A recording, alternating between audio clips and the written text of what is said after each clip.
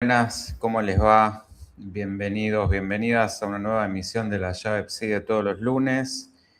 Bueno, un placer estar de vuelta por aquí, eh, atravesando la breve interrupción del feriado de la semana pasada, pero bueno, aquí nos reencontramos para seguir adelante con este encuentro, este reencuentro de cada semana para pensarnos un poquito, para invitar justamente a esa pausa, a esa reflexión, a ese discernir,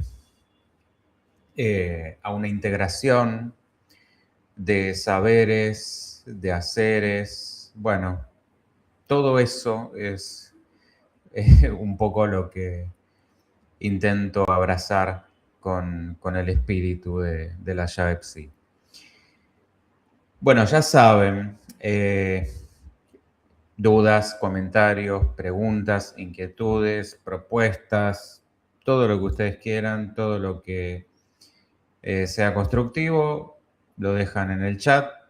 Yo lo que pueda lo tomaré y lo iremos desarrollando en conjunto para poder justamente hacer de este espacio algo que pueda ser útil, que sirva y que nos ayude a un pensar que me parece que cada vez es más necesario.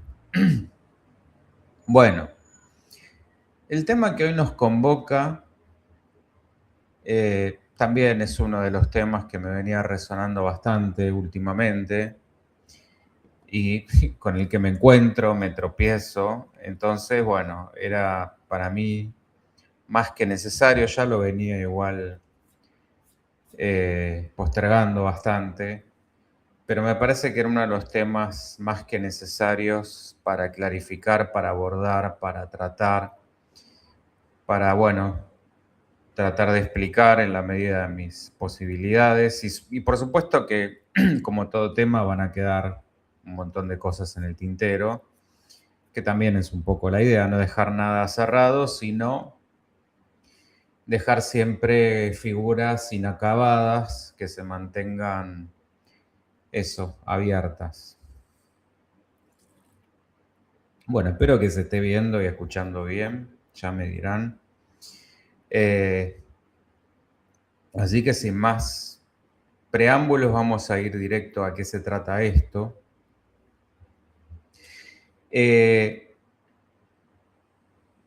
Donde nos vamos a encontrar con una teoría psicoanalítica que concibe al sujeto no como una entidad plena. Esto ya lo vengo. Hola, Carlita, ¿cómo estás? Esto ustedes ya saben, yo ya lo vengo diciendo hasta el cansancio, pero bueno, nunca creo que va a ser suficiente. Este es el vivo, sí, sí. Hola Ana María, ¿cómo te va? No como una entidad plena, así que sí, estamos acá. Esto es ahora, está ocurriendo en este instante. No como una entidad plena, no como una entidad autosuficiente o cerrada sobre sí. Déjenme ver si puedo achicar un poquito esto. Bueno, aparentemente no. Bueno, de momento lo vamos a sacar y después lo voy a ir poniendo en la medida en que vayan apareciendo más preguntas o comentarios. Sino como un efecto estructural de la falta. En Freud, esto nace de la idea de que la falta no es solamente el temor anatómico de castración, sino un operador simbólico. El falo freudiano es significante antes que órgano. Esto ya es un primer concepto fundamental. Asimismo, en textos como Duelo y Melancolía, él va a hablar de la pérdida del objeto como estructura psíquica general, no reducida al Edipo.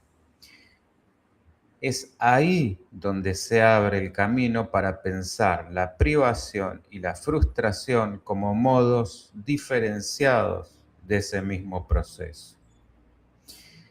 Lacan, por su lado, va a sistematizar esta cuestión a partir de sus tres registros: real, simbólico, imaginario, y de las tres operaciones clínicas de la falta que vamos a ver hoy: frustración, privación y castración.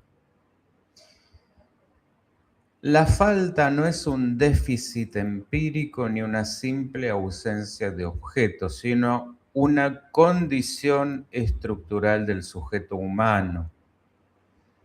Repito porque esto es fundamental. Es una condición estructural del sujeto humano, un operador ontológico que permite el surgimiento del deseo, la instauración de la ley y la constitución del lazo social. Su función excede lo psicológico, se articula con dimensiones filosóficas y sociológicas que muestran que es la base misma de la existencia humana, tanto individual como colectiva. El ser humano es atravesado por la falta porque es un ser del lenguaje. El significante no describe la realidad, la recorta y la introduce, o mejor dicho, introduce un vacío constitutivo. Lacan va a distribuir la falta en estas tres formas que mencioné, precisamente para separar niveles que en Freud aparecían mezclados. Frustración, esto va a ser al nivel del objeto real, que esto ahora yo ya lo voy a ir desmenuzando. Privación, esto va a ser a nivel del objeto imaginario simbólico inexistente. Y castración, esto va a ser al nivel del significante y del deseo. Carla Freud, en la falta está el deseo, exactamente. Así es. Esa fue la primera gran definición. Bien. Esta separación va a permitir al psicoanálisis distinguir entre fallas del otro, acuérdense con mayúscula, empírico, fallas del otro estructural y la falta constitutiva del campo del lenguaje. Ahora voy a empezar a explicar con mucho más detalle todo esto. Pero primero, vayamos viendo, ¿qué sería la falta real? Estamos hablando en el registro real, no real con mayúscula. Esto es lo imposible de simbolizar. La falta real alude a un vacío radical que no puede ser llenado ni representado. Pertenece al registro de lo que no se puede inscribir en el lenguaje, aquello que siempre vuelve como trauma o como exceso, y donde los principales rasgos van a ser un agujero sin significante, no corresponde a un objeto perdido, sino a un imposible estructural, no puede ser recubierta esa falta por imágenes ni por palabras, se conecta con el objeto A, acuérdense, este objeto causa del deseo como resto inasimilable, y marca el límite del sentido y del goce. Esta falta va a ser condición para que el deseo no se fusione en un goce mortífero con el otro. Va a delimitar aquello que ninguna simbolización podrá domesticar. ¿Estamos? Esto, la falta real. Vamos a ver ahora la falta simbólica. Esto es la castración que estructura, que permite justamente esa estructura. La falta simbólica va a ser la más decisiva para la constitución del sujeto.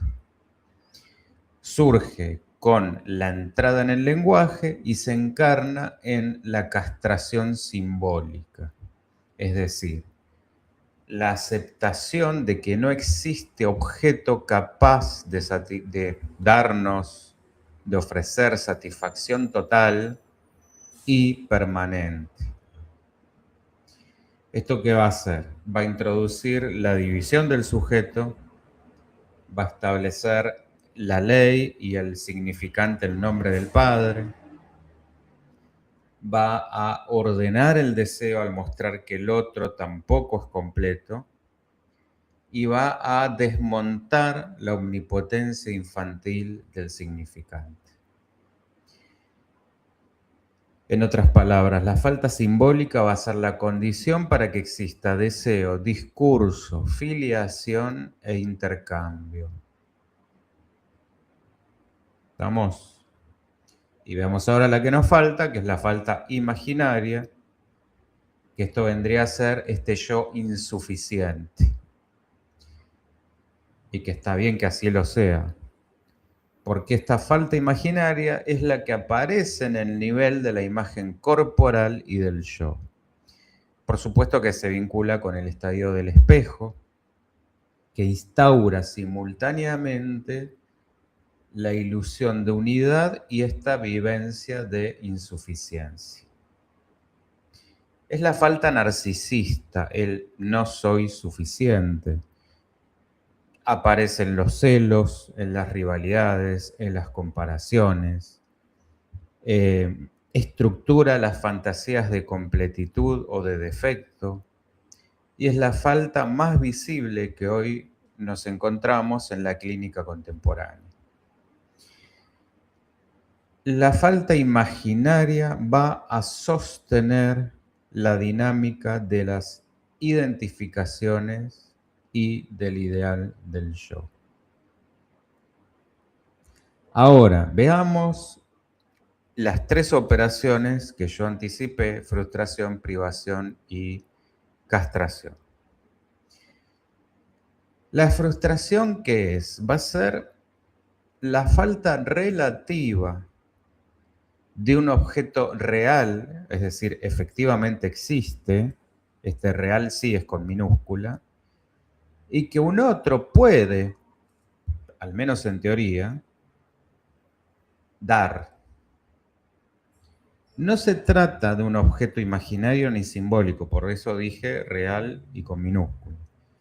Es un bien concreto, esto puede ser comida, cuidado, atención, contacto, disponibilidad, tiempo. La frustración se va a producir cuando el sujeto demanda y esa respuesta no llega. O llega de manera insuficiente o inapropiada. En Lacan, esta forma de la falta va a corresponder a la dimensión narcisista e imaginaria. El infante está todavía en una relación especular con el otro y va a vivir la falta como algo que le es quitado. El agente va a ser el otro real.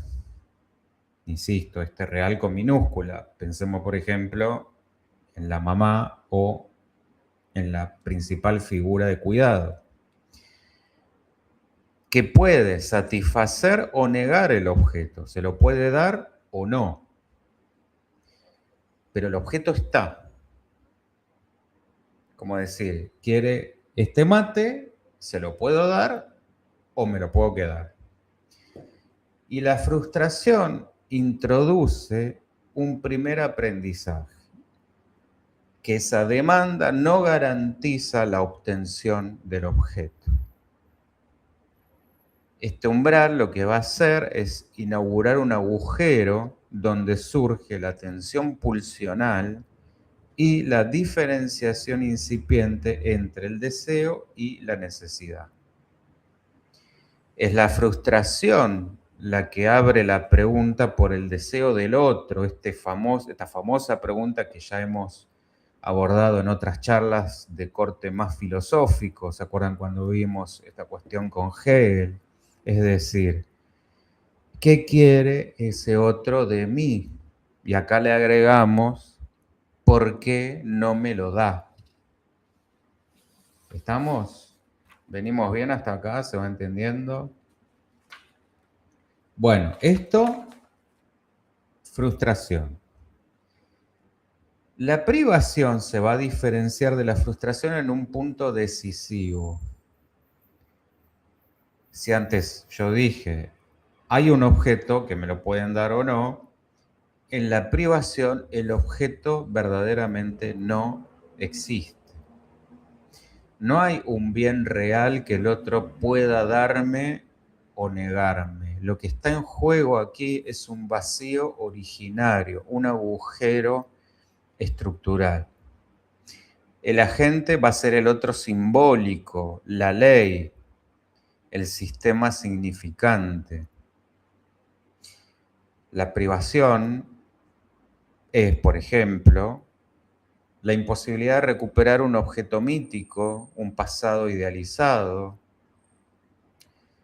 un absoluto perdido, o la completitud imaginada que nunca estuvo.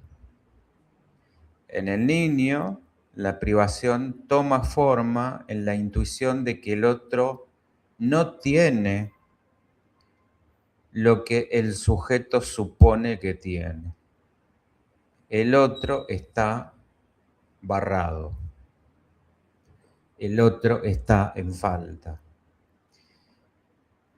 La privación lo que hace es introducir una operación crucial. Permite reconocer que la falta no siempre depende de la voluntad del otro. Acá no es, te lo doy si quiero y si no quiero no te lo doy.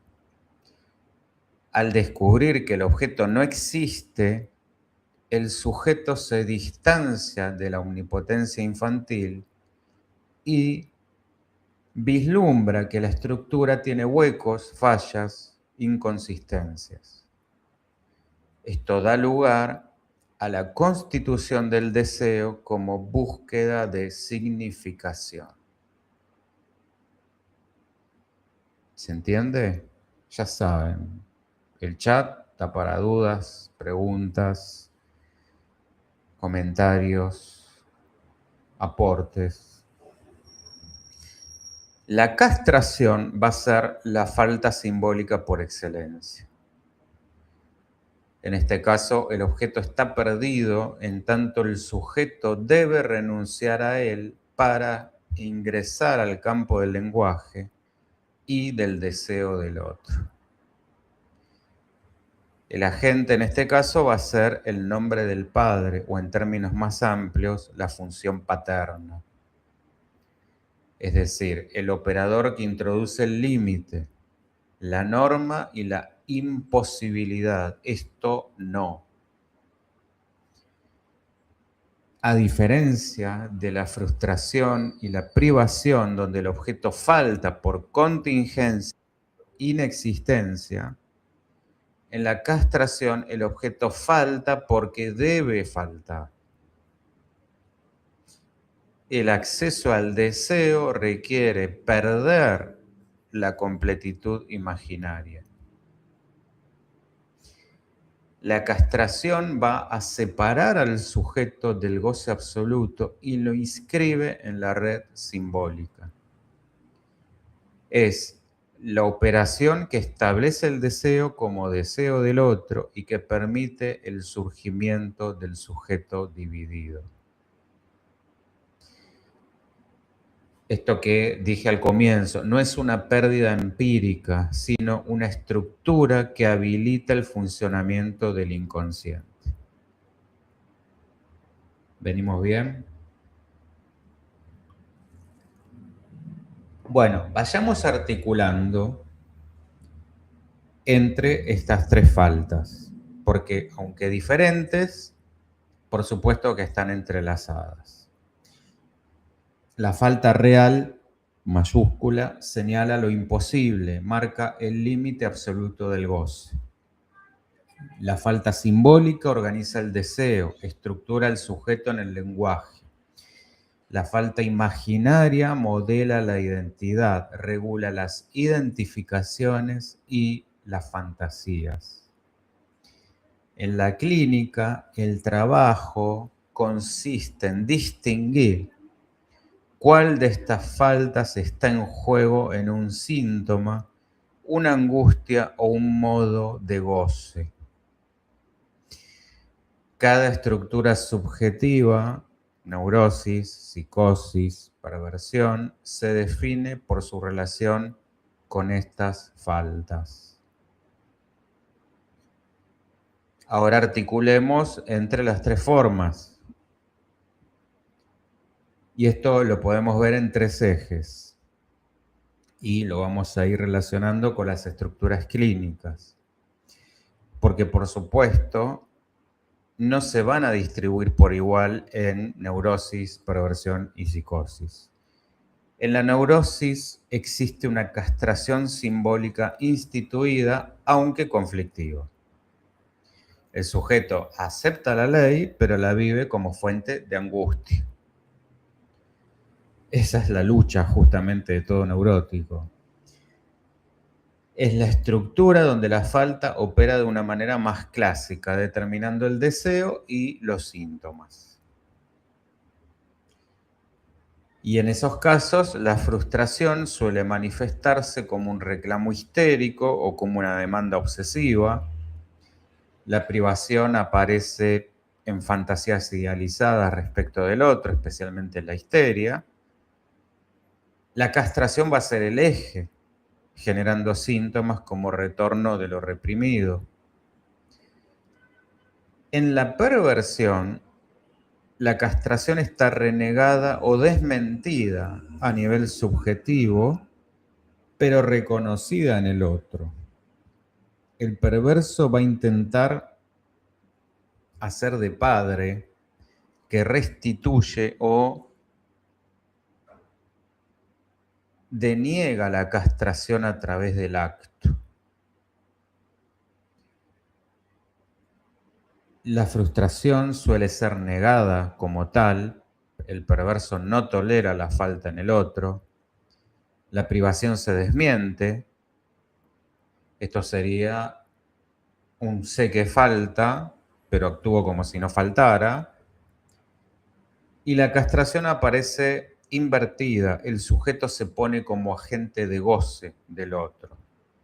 Y esto va a explicar fenómenos contemporáneos como la erotización del poder, la exhibición, el voyeurismo digital y la lógica del consentimiento ilimitado. Igual yo después voy a hacer un breve repaso de todo esto y lo vamos a seguir viendo. En la psicosis, la castración, de hecho iba a decir esto, recuerden, por si quieren profundizar en todo esto, hay una charla donde explico las estructuras y los mecanismos de cada una, es decir, neurosis, perversión, psicosis, con sus respectivos mecanismos de defensa. Para quien quiera profundizar. En la psicosis, la castración simbólica está forcluida y la falta retorna en lo real como invasión, certeza o delirio. La frustración puede ser vivida como persecución, ya que el otro empírico se vuelve intrusivo o amenazante. La privación se vuelve insoportable porque sin el nombre del Padre no hay borde que estabilice el agujero simbólico. Y la castración, al faltar, deja al sujeto expuesto a un goce sin límites, inasimilable. La clínica con pacientes psicóticos hoy enfrenta un exceso de estímulos digitales y sociales que todavía intensifican la desregulación del goce. De manera que frustración, privación y castración no son simples variedades de pérdida, son modos específicos de falta, cada uno correspondiente a una estructura particular del objeto y del otro. Y esta articulación permite entender cómo el sujeto puede pasar de la demanda, es decir, la frustración, porque el otro no siempre responde, al descubrimiento de la falta en el otro, esto sería la privación, o en otros términos, entender que el otro tampoco tiene lo que promete y el objeto puede no existir, hasta la ley del deseo, que esto es la castración. En otras palabras, la falta es estructural y para entrar en el orden simbólico hay que aceptar esta imposibilidad constitutiva. Estas tres operaciones van a ser decisivas para entender la constitución subjetiva, el lugar del deseo y el funcionamiento clínico del psicoanálisis lacaniano. ¿Cómo venimos? ¿Se va entendiendo? Si ampliamos la articulación entre estas tres formas, vamos a ir notando que la frustración predomina cuando el otro falla en su función de cuidado. La privación predomina cuando el otro no puede sostener mínimamente una consistencia simbólica. Y la castración predomina cuando el otro introduce la ley y habilita el deseo. Ahora, lo que vemos en la clínica actual, cuando hay déficit de frustración, nos encontramos con sujetos intolerantes a la espera, habituados a la inmediatez.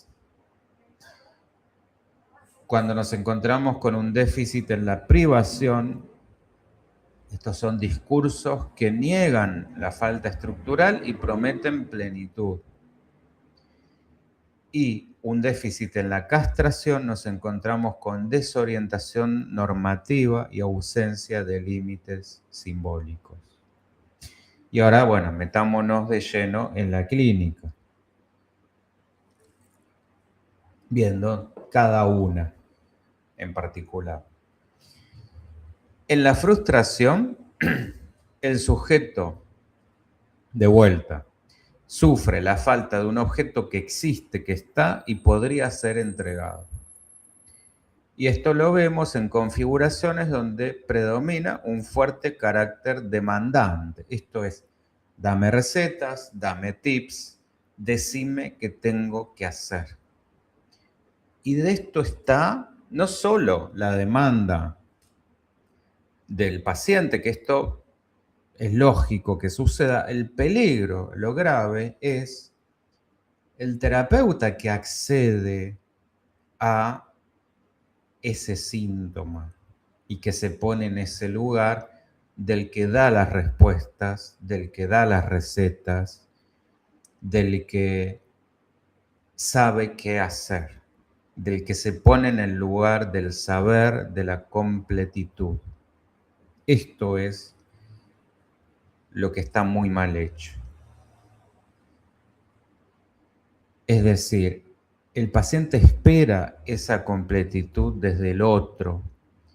Supone que el analista o la pareja o la institución, sea cual fuere, escuela, gobierno, policía, etcétera, le brinde aquello que le fue escamoteado, el objeto que le fue arrebatado. Por eso, haciendo un paralelismo muy tonto, cuando el niño le sacan el juguete y ahora lo quiere porque se le fue arrebatado. Entonces, esto nos vamos a encontrar una queja persistente hacia el otro, una vivencia de injusticia afectiva, es decir, ¿por qué no lo tengo y el otro sí? Dependencia de la respuesta del semejante, esto de, bueno, decime qué hago. Dificultad para tolerar aplazamientos del deseo, tiene que ser la respuesta para ayer. Y la incapacidad para transformar, esto es fundamental, la demanda en deseo. Es decir, en lugar de reclamar que el otro dé, transformar esto en un deseo mío. Esto en los niños, esta frustración en los niños,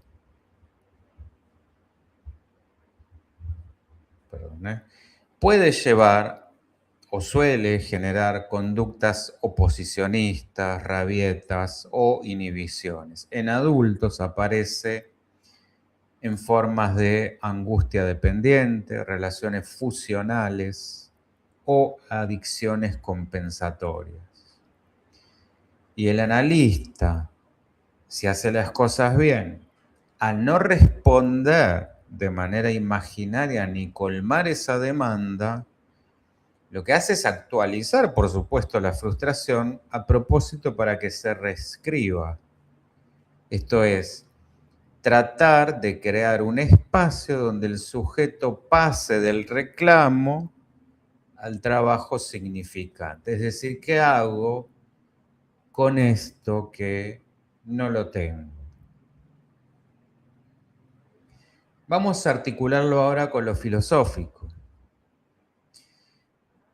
Filosóficamente, la frustración nos va a mostrar esta condición de dependencia originaria. Autores como Rousseau, Hegel y más tarde Winnicott mostraron que la constitución del yo emerge de vínculos insuficientes o fallidos. Acuérdense Winnicott cuando hablaba de esto de la madre suficientemente buena o no tan suficientemente buena. Y relaciónenlo también con la teoría del apego. La frustración, al hacer visible la no coincidencia entre la demanda y la respuesta, es decir, quiero tal cosa, pero no me es dada, va a poner en juego la negatividad que estructura el sujeto. ¿Qué es esto? Ser es no tener. La frustración se va a vincular con, desde Hegel, el deseo como reconocimiento, necesariamente atravesado por esta negatividad del otro. Desde Sartre, el otro como límite radical que introduce el conflicto. Desde, si lo miramos, la fenomenología del cuerpo, el objeto como parte del circuito pulsional que nunca va a coincidir plenamente con la demanda. En otras palabras, el sujeto en esta instancia encuentra la primera figura del no, que inaugura la tensión entre dependencia, demanda y decepción. Ahora veámoslo desde lo sociológico. Porque la frustración no se va a distribuir de una manera homogénea. La sociedad regula qué demandas son legítimas, qué satisfacciones se tienen que postergar y cómo se administra ese no. Y por supuesto que la frustración se va a multiplicar cuando los algoritmos incitan al consumo ilimitado, la cultura del rendimiento exige éxito constante, los vínculos se experimentan como reemplazables y el tiempo se acelera y se desvaloriza la espera. Todas estas nuevas formas de adicción, juegos online, apuestas, TikTok, pornografía en streaming, compras impulsivas, todo esto funciona como dispositivo para eludir la frustración y sostener una ilusión de colmamiento perpetuo. Me interesa saber cómo venimos antes de que siga avanzando. ¿Se va entendiendo o es muy complicado?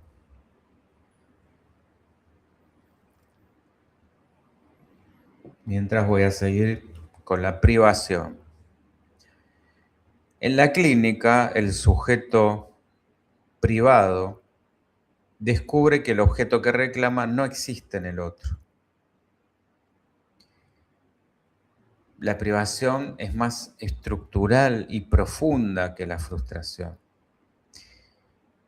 En los pacientes, en este tipo de pacientes, lo que suelen mostrar son experiencias tempranas de ausencia radical del otro, son esos apegos demasiado evitativos.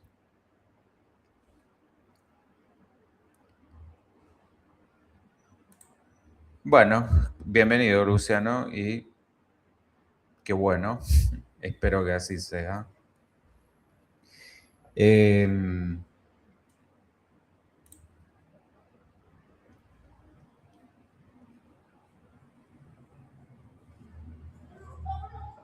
Dificultades para simbolizar la pérdida, una sensación de vacío irrepresentable y una búsqueda insistente de un objeto ideal que de vuelta no existe. Pero además, tendencia a la idealización extrema, seguida, por supuesto, a todo gran ideal sigue una gran desilusión. Esto sería una decepción catastrófica. La privación la vamos a encontrar en configuraciones más del tipo melancólicas, depresivas y en ciertas formas de trastorno límite o border, donde ese sujeto intenta llenar un agujero que no se llena con objetos reales. O sea, nada, ninguna cosa va a llenar ese vacío.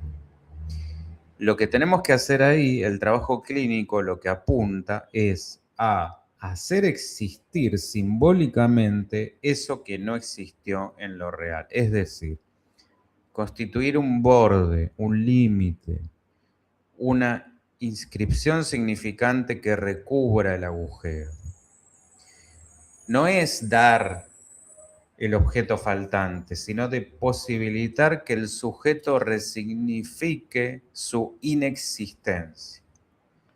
El desafío es justamente, bueno, cómo hago, o mejor dicho, cómo hace ese sujeto para llenar ese borde o bordear ese agujero.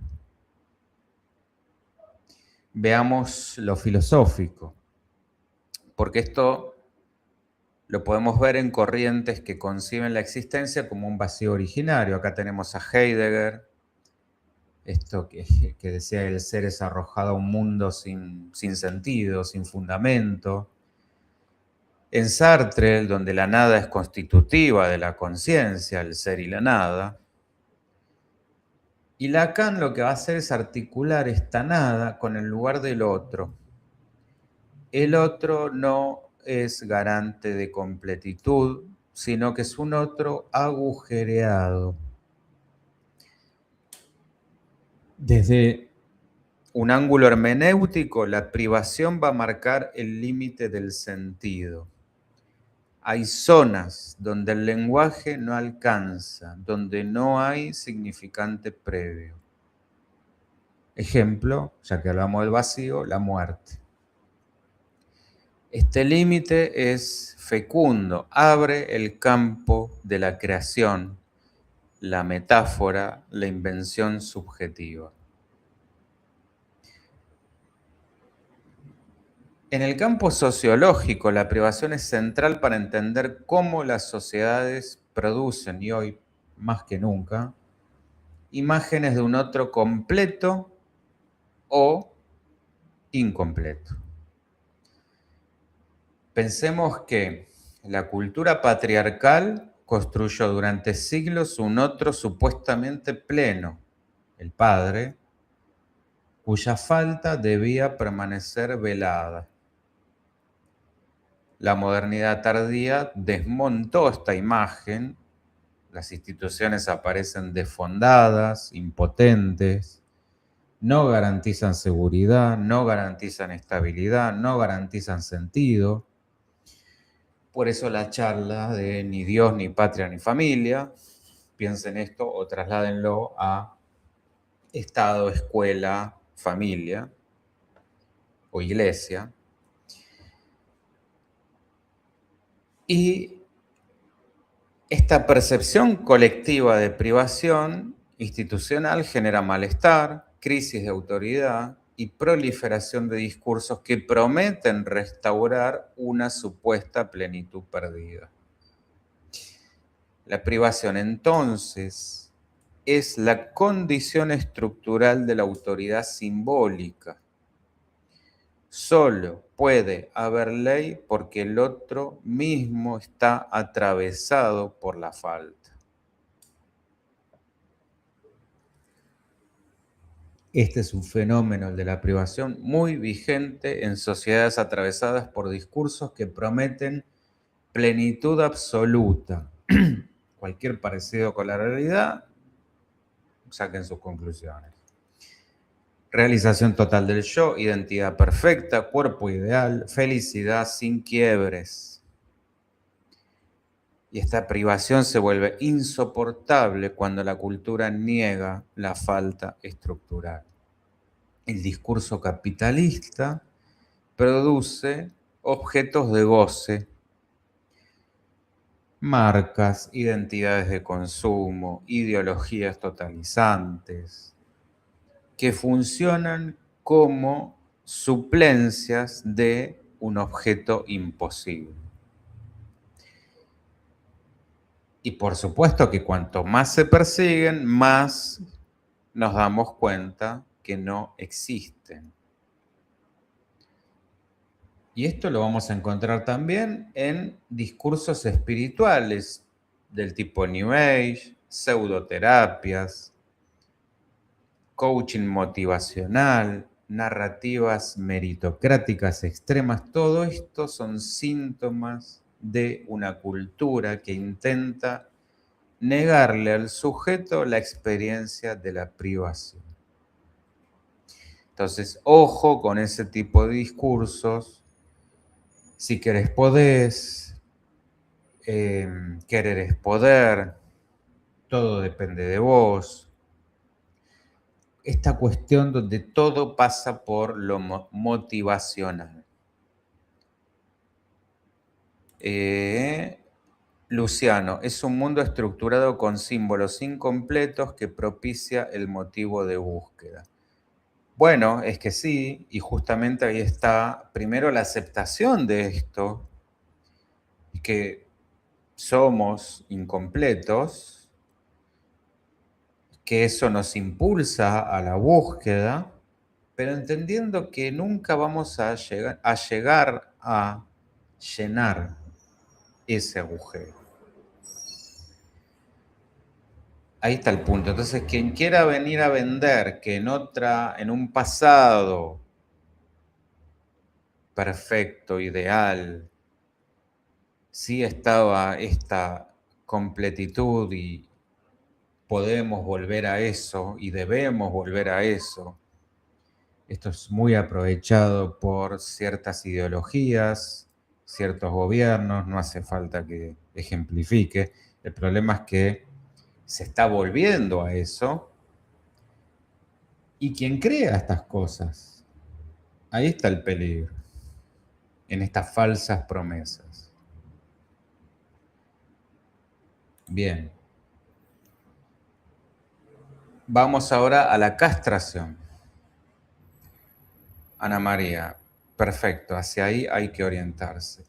Es claro, es que el desafío es ese es el equilibrio, el difícil equilibrio, como decir, bueno, me sostengo deseante porque acepto que soy un ser del deseo, pero también entiendo que ese deseo no se sacia nunca. Por más que Luciano decía me sacia bastante. Bueno, ese quizás sea el límite, un bastante, pero no me sacia completamente. Ahí está el punto. Vamos a la castración. Esta va a ser la forma estructurante de la falta. Implica la aceptación de un límite y la renuncia, todo esto que venimos hablando, a la completitud imaginaria. Luciano, ciertos gnosticismos invitan a meterse por ese agujero porque es un portal abierto en el campo de significación preestablecido.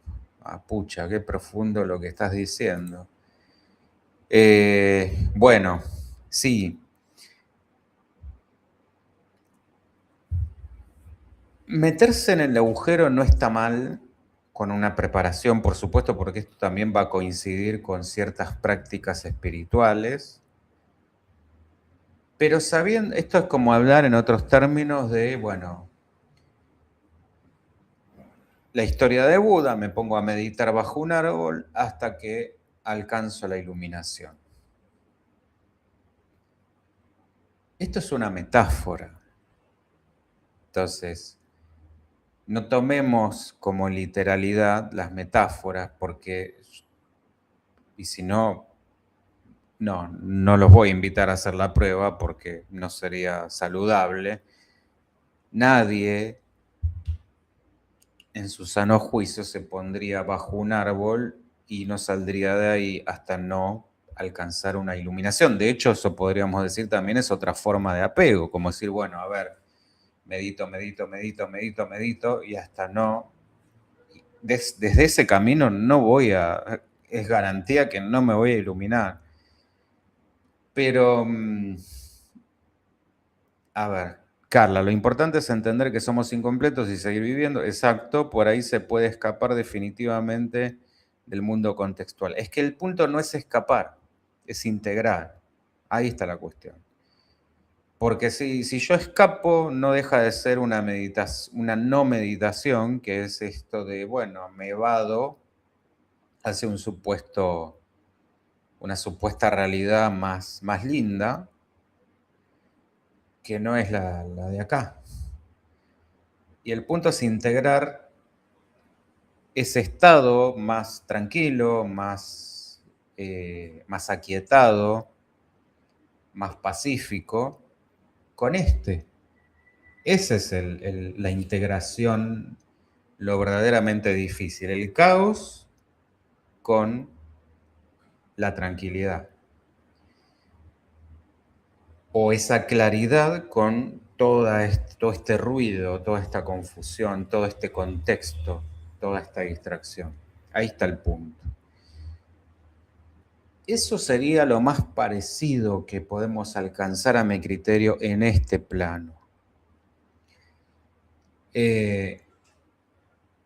Ya si no entramos en otro, que bueno, lo hemos hablado en otras charlas, no es el tema de hoy, pero una cosa es, me desapego, que lo que se entiende de esto es un desapego de banalidades, no de absolutamente todo, porque hay una parte del deseo de la que no nos podemos desapegar, por lo menos acá. Con lo cual, lo grosero, transformado, transmutado, nos permite una liberación en un sentido espiritual, y si lo querés llevar por el lado del samsara o de las ruedas del karma o las reencarnaciones, nos liberaría de eso, y uno puede elegir ahí qué hacer, ¿verdad? O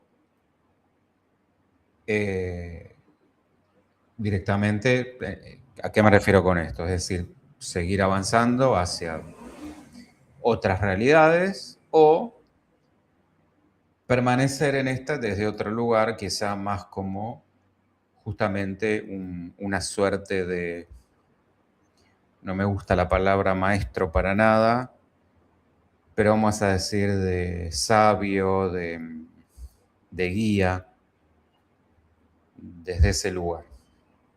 De filósofo, vamos a decirlo en esos términos, me gusta más. Esto para mí es lo más cercano, pero pensemos, por ejemplo, en un Krishnamurti, del que hablé la semana pasada. Sin embargo, el tipo comía, bebía, como todos el resto de los mortales. No es que es un ser, no, era un ser iluminado que vivía del prana. No solo que somos occidentales, queremos creer que el equilibrio es posible en la práctica. Sí, por ahí siendo occidentales cuesta bastante más, es cierto. Pero bueno, el camino es ese, descubrir si el equilibrio es posible, por lo menos ir hacia eso. Ahí estaría el trabajo, que no es para nada poco. Bueno, ¿de dónde sos, Luciano, de paso? Porque a veces se contactan de otros países, está bueno tener como esa también diversidad. Eh, bueno, ya ni me acuerdo dónde me quedé. Ah, esto.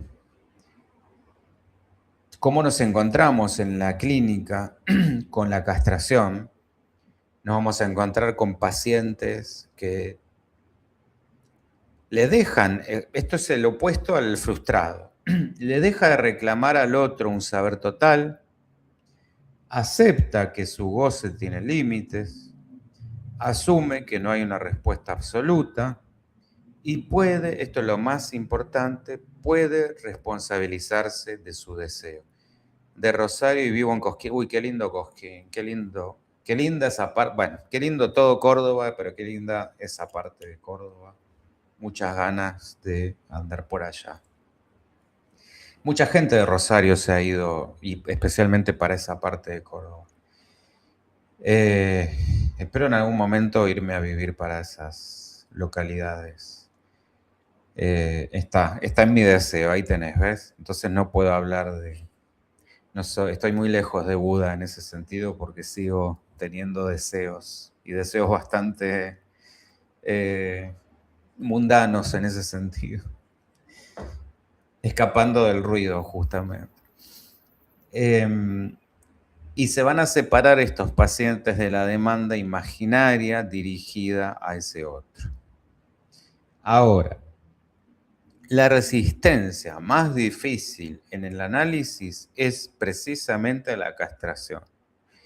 Esto es, la resistencia a admitir que el sentido no es completo, que el otro no garantiza nada, ni siquiera la pareja más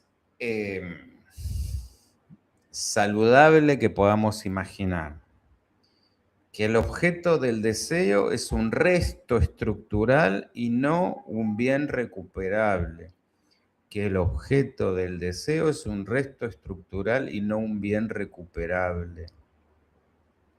La dirección de la cura apunta a inscribir la castración simbólica para que el sujeto pueda dejar de girar alrededor del goce mortífero. Esto es lo más importante. Dejar de girar alrededor del goce mortífero. Es decir, que cada uno de nosotros se dé cuenta por dónde pasa ese bucle mortífero, que es mucho de esto de lo que venimos hablando, las distracciones, el algoritmo, lo hablábamos, no sé, creo que fue la última charla, el algoritmo no es un demonio. El algoritmo capta lo que yo tengo en mi cabeza. O sea, donde esté mi atención, ahí me dirige el algoritmo. Entonces lo que tengo que cambiar es mi atención. Había un maestro, ya que estamos entrelazando todo, un maestro en metafísica que decía, ahí donde esté tu atención, ahí estás vos. Entonces, ojo donde yo tenga, bueno, y esto también por supuesto se vincula con el budismo, las 8 nobles verdades, el recto pensar, todo lo recto. Ojo donde estoy con mi atención.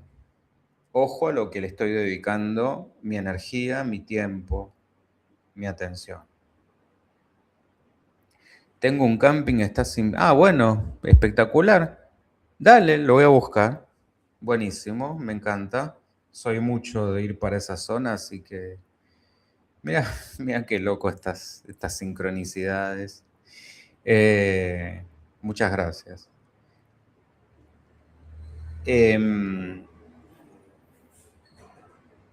Ahora, lo filosófico, ¿por dónde nos lleva? La castración va a resonar con toda la tradición filosófica que va a pensar el límite como constitutivo. Para Heidegger, la existencia se funda en la imposibilidad, mejor dicho, de capturar plenamente el fundamento. Esto es, si hay un sentido, no lo voy a poder capturar. Entonces, no nos volvamos locos, porque también está... A ver, el deseo es más viejo que el mundo porque nos constituye. El tema es que hay mucha gente que se ha dado cuenta antes que la cosa va por ahí y muy de viveza criolla y no tan criolla, también de otras tierras, han aprovechado esto y haciendo un marketing muy lucrativo de esto. ¿A qué me refiero? Todo tipo de promesas y ventas de encontrar tu sentido, encontrar tu propósito, descubrir tu camino. Por supuesto, todo esto en una sola mágica sesión, encuentro, o como lo queramos llamar, un taller.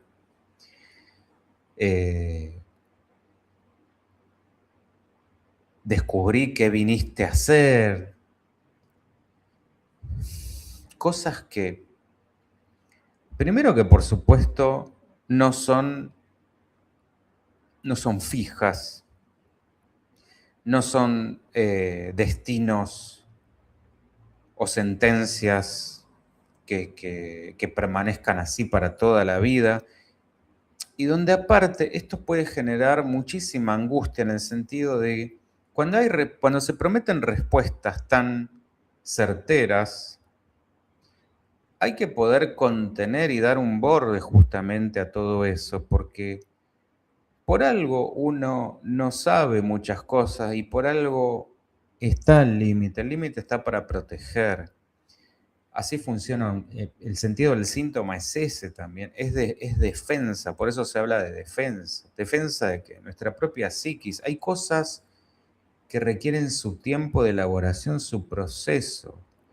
Entonces, todo lo que sea acelerar respuestas para las cuales por ahí no estoy preparado es contraproducente. Y no solo eso, hay cosas que nadie las sabe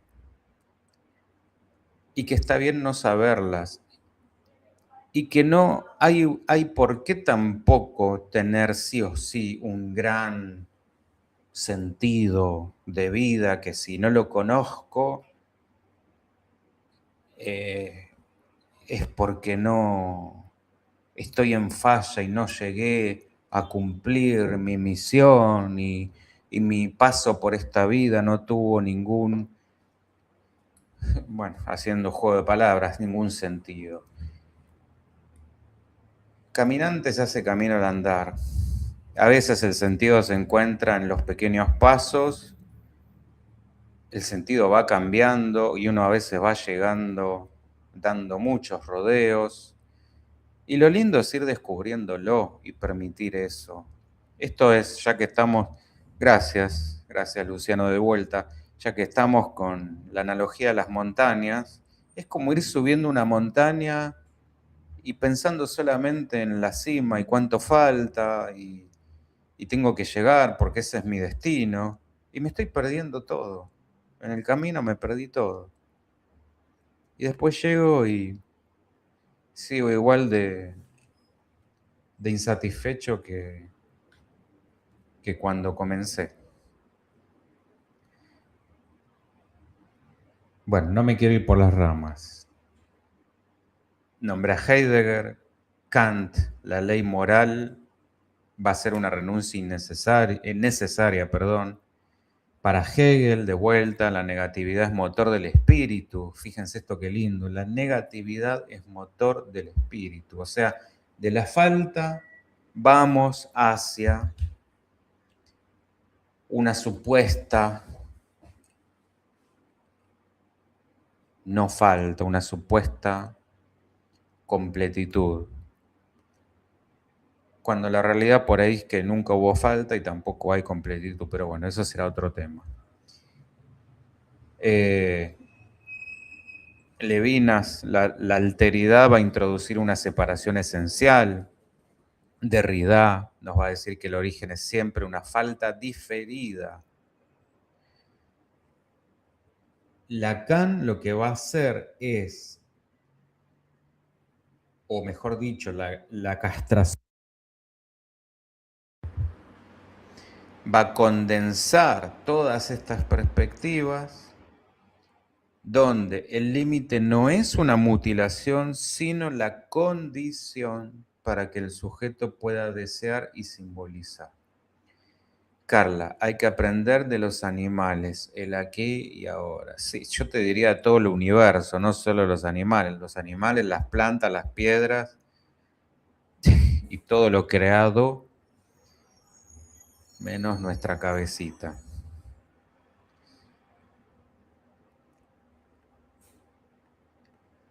Estaría bueno, la verdad, que contactáramos con otras civilizaciones y que pudiéramos permitirnos, no es el momento, está clarísimo, pero que en algún momento pudiéramos tener un diálogo, como estamos teniendo ahora,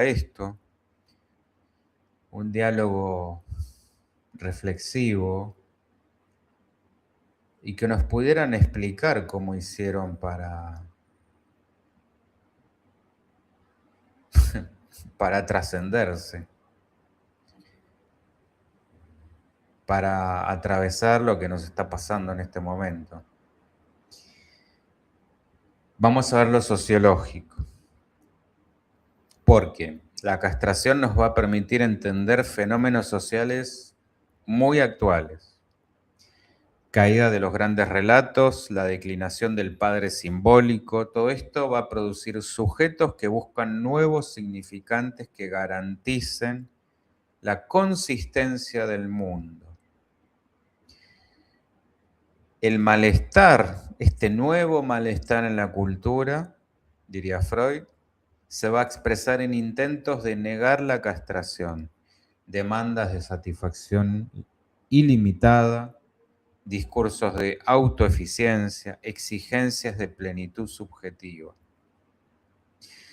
Los fundamentalismos y movimientos identitarios van a intentar restaurar un otro sin falta, un garante absoluto de sentido, negando la castración simbólica. De manera que la castración, lejos de ser un evento dramático, va a ser el mecanismo que hace posible la vida en sociedad. Al introducir un límite compartido que regula el acceso a los objetos y orienta el deseo. La castración va a encontrar su correlato en la función normativa del lazo social. ¿Qué quiere decir esto? La sociedad necesita límites para existir. Límites al goce, límites a la violencia, límites a la apropiación ilimitada de recursos. Cuando la función castradora simbólica se debilita, se observa una desregulación de los lazos. Hoy podemos ver fenómenos de descastración social. ¿Esto qué quiere decir? Colapso de figuras de autoridad simbólica, funcionamiento horizontal, sin orden ni referencias, hiperindividualismo narcisista, patologías del exceso, consumo, deuda, autoexplotación, violencia sin mediación simbólica. Al mismo tiempo, aparecen reacciones opuestas, autoritarismos, fundamentalismos, guías carismáticas que prometen restaurar una autoridad perdida. Ambas posiciones comparten un hecho, la dificultad para tramitar la castración de manera simbólica y no imaginaria. Luciano, yo pienso que todo este universo está construido sobre un agujero, así que tranca, soy precreacionista, toda la creación son símbolos incompletos. Bueno, te recomiendo, mirate la charla, si querés, por supuesto, la del Demiurgo, la de Universo Simulado. Bueno, debe haber alguna más por ahí dando vueltas que no me acuerdo en este momento, pero he hablado sobre esos temas. Son teorías bastante interesantes sobre esto que decís. De hecho, también hasta te recomendaría la de... Ay, ¿cuál fue la...? Bueno, no me acuerdo si fue ni patria, ni Dios, ni patria, ni familia, que hable también sobre eso. Después, esa, déjame revisar. Vemos ahora algunas articulaciones políticas y macro sociales. Otro filósofo, Byung-Chul Han, dice que el sujeto neoliberal ya no es, esto es tremendo y es muy cierto, tragicómico y tiene mucha relación con lo que acabas de decir, Luciano, ya no es oprimido por prohibiciones, sino por autoexigencias ilimitadas. Es decir, no hace falta un tirano opresor, sino que nosotros hemos internalizado al tirano. O nos hemos idiotizado tanto que ya da igual. Esto produce sujetos hiperfrustrados, agotados por la imposibilidad de alcanzar la auto-optimización constante. La sociedad de hoy produce objetos imposibles a gran escala. La versión ideal de uno mismo, la felicidad sin resto, la identidad coherente y plena, la productividad infinita. Estos objetos funcionan como objetos de privación. Por supuesto que no existen, pero organizan el deseo colectivo. Y esto es lo que muchos vivos del momento saben capitalizar. La cultura digital amplifica esta ilusión con filtros, simulacros y algoritmos que prometen completitud.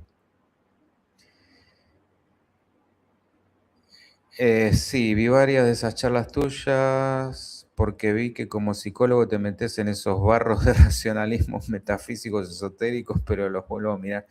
Bueno, me encantó eso de barros de racionalismos metafísicos esotéricos porque sí, me define bastante bien.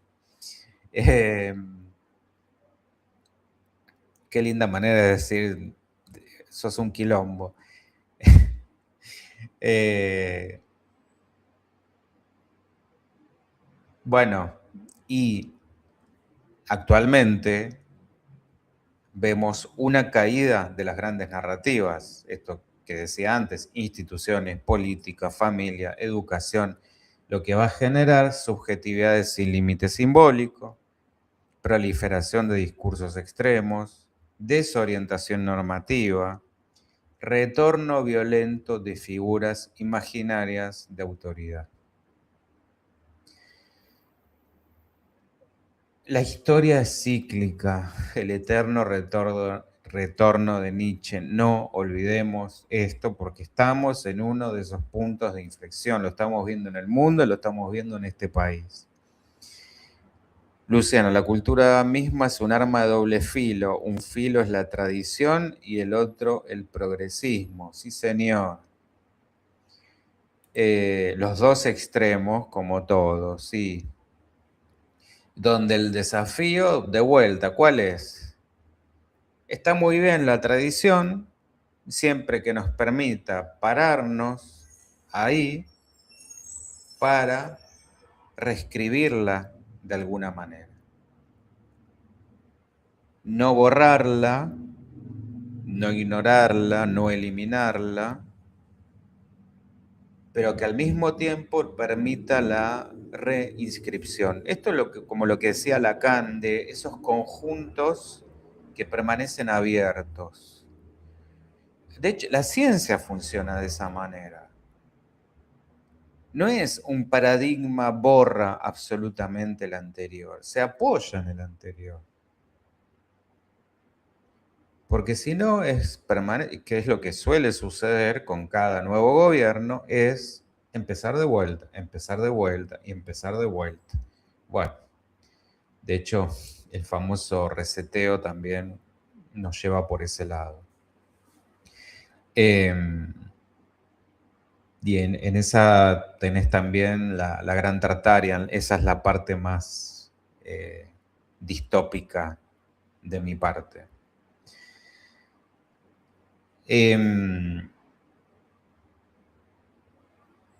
Y esta falta de castración simbólica va a generar fenómenos colectivos de acting out social, polarización, odio digital, cancelación, radicalización. Nada que nos suene familiar, ¿no? Bueno, ¿cuál es la clínica de la época? ¿Cuáles son los efectos del digitalismo? Toda esta vida digital modifica radicalmente la economía de la falta. La frustración se reduce por la inmediatez del acceso. La privación se intensifica por la ilusión permanente del objeto perfecto. La castración se debilita porque las normas se relativizan y la autoridad se vuelve inconsistente. Luciano, la cultura es una montaña de mesas y sillas que indefectiblemente cae en el sentido del tiempo. Ah, bueno. ¿Esto es tuyo? Me encantó esa frase.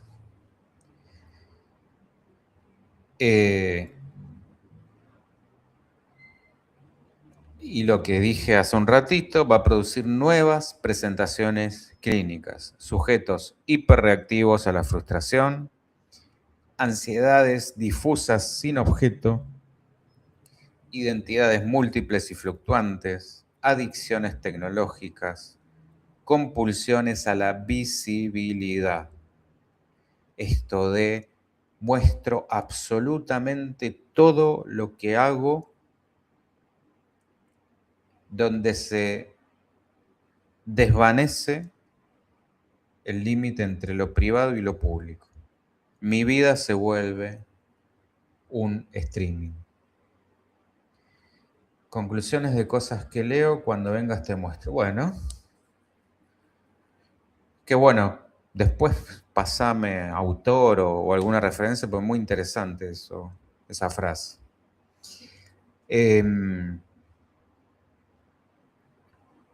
Ahora,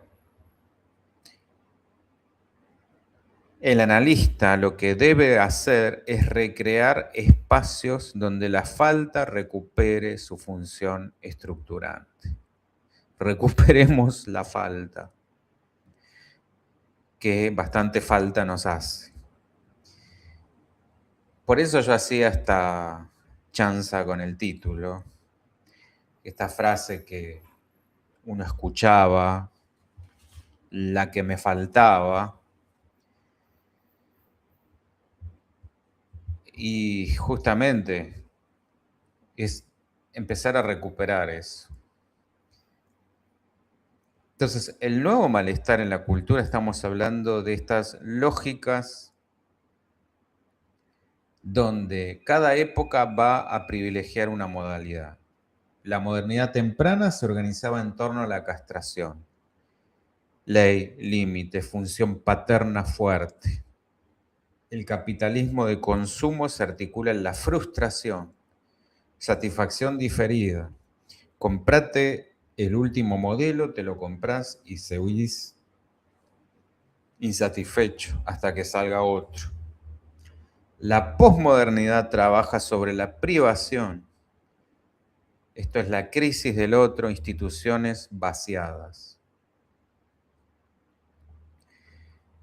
Va en el mismo sentido de la llave de Psi, por eso te digo, bueno, dale, fenómeno. De paso, prometo llevar el libro. La subjetividad contemporánea va a ser el resultado de estas tres operaciones, coexistiendo y transformándose. De modo que, como para ir cerrando, la frustración, la privación y la castración no son etapas, son ejes estructurales que acompañan toda la vida psíquica y social. Ampliar su análisis desde la clínica, la filosofía y la sociología permite ver cómo la subjetividad contemporánea enfrenta dificultades crecientes para tramitar la falta. El desafío clínico y cultural consiste en restituir la dignidad, esto que dije antes, la dignidad de la falta, su valor creativo, su función ordenadora y su potencia simbólica. ¿Estamos? ¿Dudas? ¿Preguntas? ¿Se ha entendido?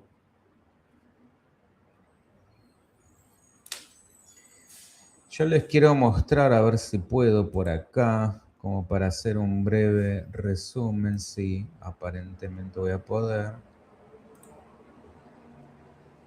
Ahí está. A ver si... Ahí está.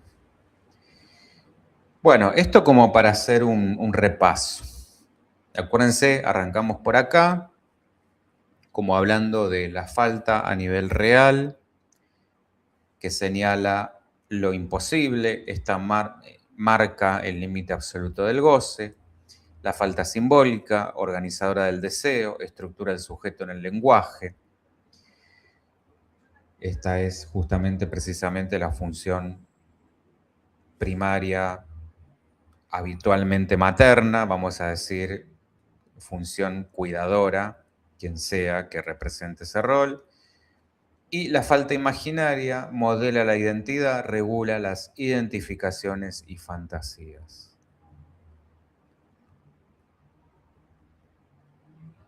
Ahí está. Después seguimos con la articulación entre las formas de la... Y acá tiene frustración, donde el objeto involucrado es el objeto imaginario. Acuérdense esto de el objeto está, existe, te lo puedo dar si quiero o no, si no quiero. El tipo de otro es el otro real con mayúscula. Y la lógica subjetiva no me lo da.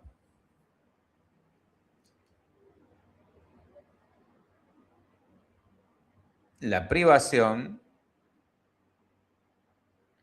donde tenemos el objeto real, acá acuérdense, el objeto no existe, el objeto no está.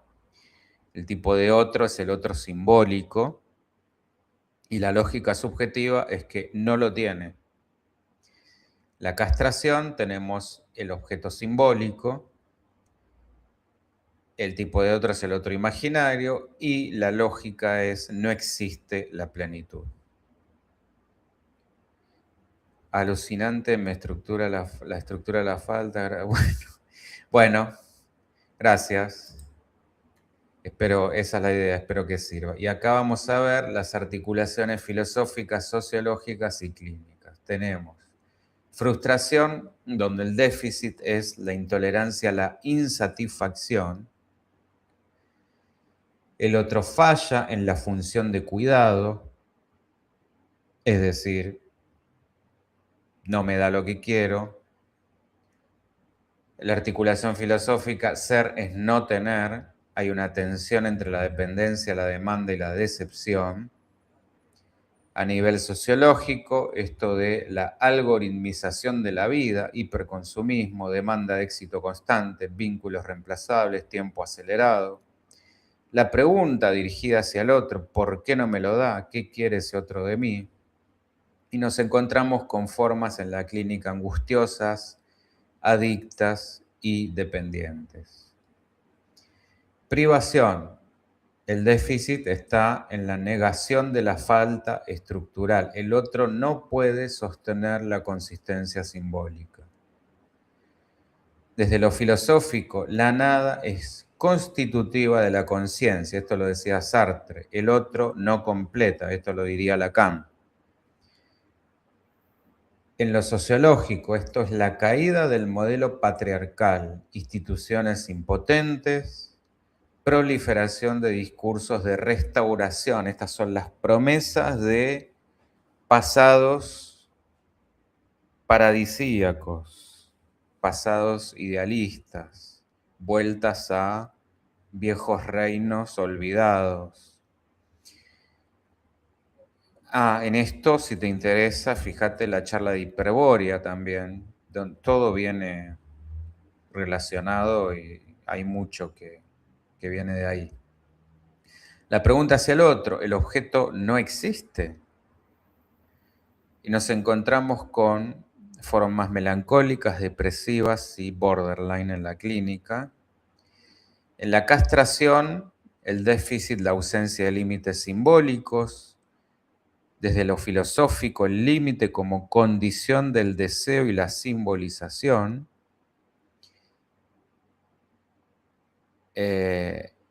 Luciano, ser es no tener, esto es Samkhya a full. Bueno, qué bueno. Sociológicamente, necesidad de nuevos significantes, hiperindividualismo narcisista, violencia sin mediación simbólica, patologías del exceso, todo esto es lo actual. La pregunta es, ¿debo renunciar al objeto? Un objeto que paradójicamente nunca existió. Y en la clínica nos encontramos con narcisistas y cuadros psicóticos en todo su espectro, más leves y más graves. No incluía acá perversos porque por supuesto el perverso no hace terapia. Así que obviamente no lo puse. O si la hace es para zafar. Mucho de esto es tantra. Bueno, es que todo está vinculado. Y vengo viendo bastante de eso también. La relación con las estructuras clínicas. Bueno, la frustración, y acá van a encontrar las tres grandes estructuras: neurosis, progresión y psicosis. En la neurosis, esto toma la forma del reclamo histérico o la demanda obsesiva. En la progresión, la frustración es negada, no se tolera la falta. Y en la psicosis, la frustración es vivida como persecución. Hay un otro intrusivo o amenazador. En la privación, el neurótico esto lo vive como fantasías idealizadas. Obvio, me encantaría tener eso que nunca tuve y lo idealizo. En la perversión, la privación es desmentida. Y en la psicosis la privación es insoportable porque falla el significante. En la castración, el neurótico la vive, o sea, la vive no, está instituida, pero es lo que genera justamente el conflicto. Acuérdense que la neurosis es el reverso de la perversión o la perversión es el reverso de la neurosis, es decir, el perverso actúa lo que el neurótico fantasea. Entonces acá podríamos hacer un juego con estas dos columnas. Es decir, el perverso lleva al acto la fantasía idealizada del neurótico. La castración en el perverso va a estar renegada o desmentida. Es agente de goce del otro, es decir, el perverso determina, decide por el otro qué goza y no le importa si el otro está de acuerdo o no. Y en la psicosis la castración está forcluida, esto es, que retorna como delirio o como certeza. Por eso, ojo con los discursos psicóticos que prometen certezas o delirios. Y finalmente, esto que hablábamos hace un ratito, los efectos del digitalismo en la época actual, que es lo que nos encontramos en el consultorio, sujetos hiperreactivos a la frustración, no toleran la frustración, ansiedades difusas sin objeto de todo tipo. Tenía un paciente que adelantaba las series o las películas o los videos de YouTube, los ponía en velocidad doble porque no toleraba los tiempos. Esto parece tonto, pero son todos síntomas de época.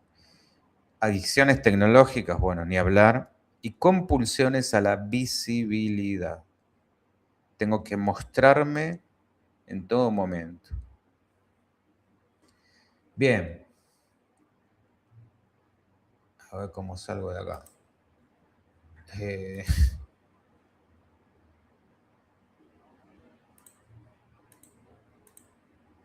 Ahí está. Bueno, hasta aquí llegamos por hoy. Espero que les haya gustado, que haya servido. Cualquier cosa igual ya saben.